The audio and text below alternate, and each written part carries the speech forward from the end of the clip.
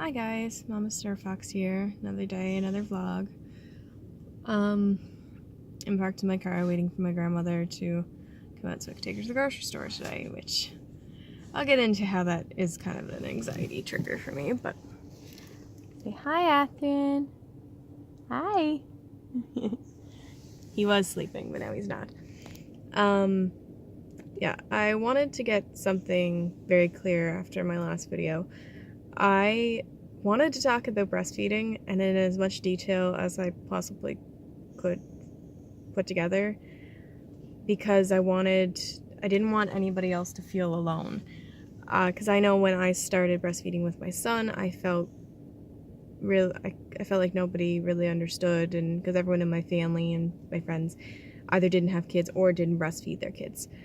And I didn't really want to ask anybody if they were breastfeeding, and now I'm more comfortable. But I wanted my video to be there for women to see that they're not alone and that everybody has problems with breastfeeding, and it's not always you have to. I put it there, and I breastfed on camera, which my boyfriend really warned me, like, you might get a lot of kind of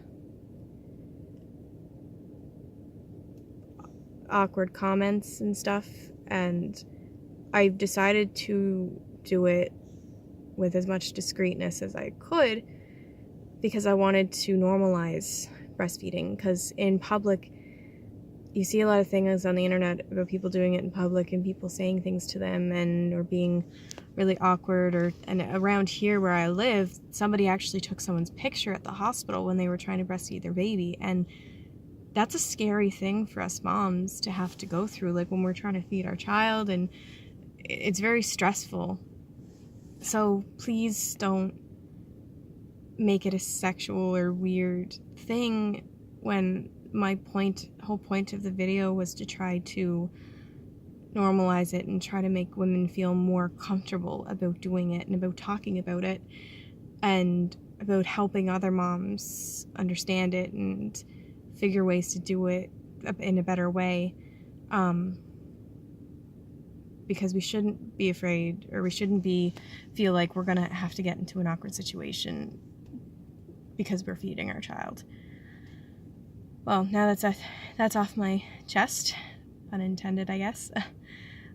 Before I get into what I wanted to talk to on my vlog today, I'm gonna show a lighter note because I'm in my car, and I am obsessed with collecting things. So I'll have to flip my camera over a bit better.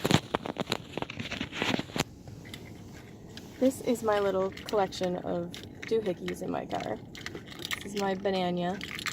This was my granduncle's rosary that used to be my great-grandmother's rosary. My little Evie.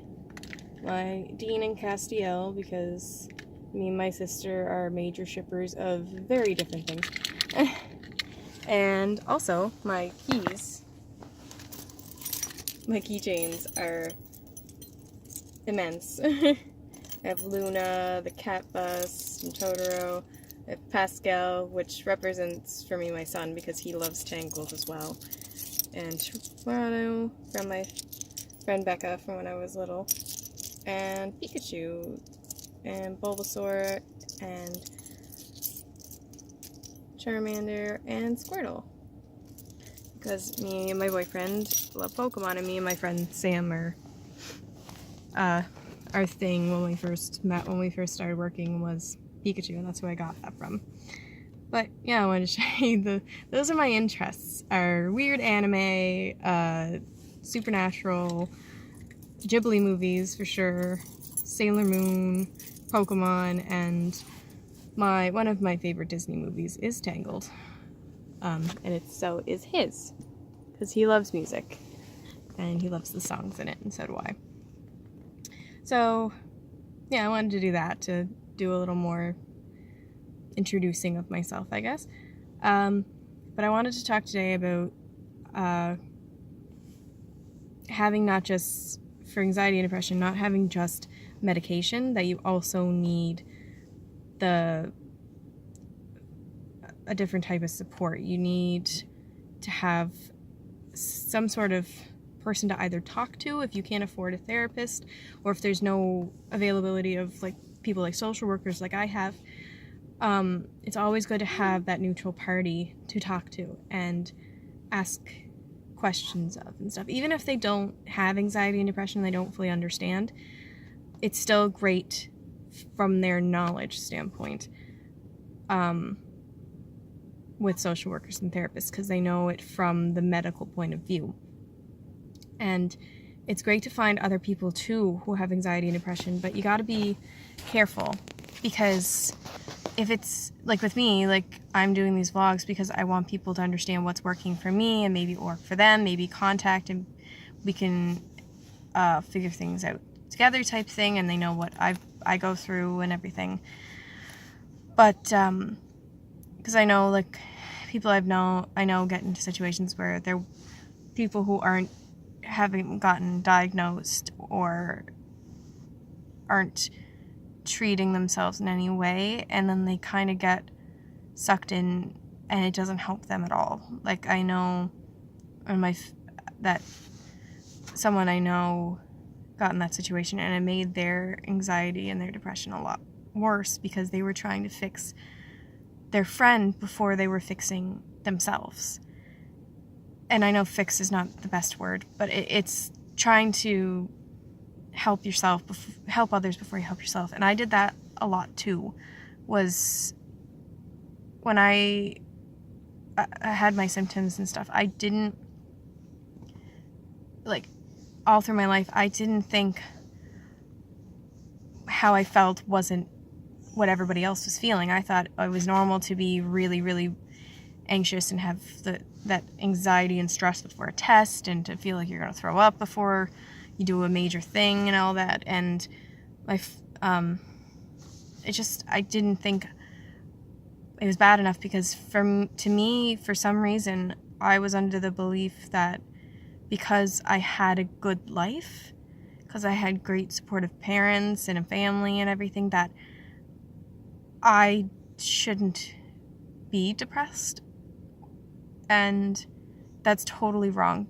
And as soon as I went to nursing school, it made me realize that, though I didn't really get myself together until after nursing school, when I realized just how bad it was. And because of my boyfriend, who really pushed me to do it for years and years and years until I finally did. And that's the thing, is like, no matter what way of life you're from, no matter how supportive your family is, it's a physical change in you. And we need to understand that it doesn't matter where you're from, what your family's like, anything like that. You can have anxiety and depression, and you can have suicidal thoughts and suicidal ideations and attempts and everything. Like, and you need to focus on helping yourself. It's very important. And then once you start helping yourself, you can help others, which also can help. Like, I know I'm trying to help my friend through it, and that it helps most of the time with me, because it makes me realize and reflect on what's working, and that things are working. Because at first the negative thoughts kept coming, thinking like that nothing's gonna work, I'm not gonna be able to shake this type thing. But reflecting and telling other people ideas of what to do really made me realize. And having that, like I said, having my social worker, because when I noticed the difference, I didn't think there was, because I had a social worker before the one I have now that I talked to, and I was on the wait list for therapists, and now I don't even think I want a therapist because she's so great. But the first one, and then she left for a different job, and it wasn't until I stopped seeing her and then started seeing this other social worker like months and months later that I realized how big of an impact that person, like a therapist, social worker, whoever you can talk to like that, is so important. And It's the aspect of having that neutral party to talk to and also give you options. And it might seem like such simple things that they tell you, but at least to me, I needed to hear that from somebody else. I needed to hear it from someone who has seen other people like me and know what has worked for some people and what hasn't, and understands from a medical side point as well. But it doesn't have to be a social worker. And it took a lot of courage to actually, for me to make those appointments and go, because I felt so awkward, and I felt like I had those thoughts in my head like, oh my god, they're judging me, they think I'm probably faking it or whatever. Same with these videos. It's something that, it's a great fear that I'm trying to get over and face, because as I learned from the last time I was with my social worker talking, that avoidance is just making everything worse. And I do tend to avoid a few things that are anxiety inducing, like social interaction. Depending, like with my work social interaction, it's been a lot better. And it's usually strangers out in the community, or meeting up with somebody I haven't really talked to or talked to in a while, and worrying about what they think. So yeah, it's a really big thing to have that along with medication. And they can find a lot of resources for you, help reduce stress in your daily life, because I know she gives me information about budgeting and about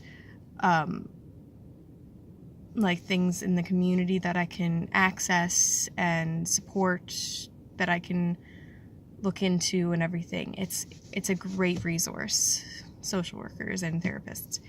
So I highly recommend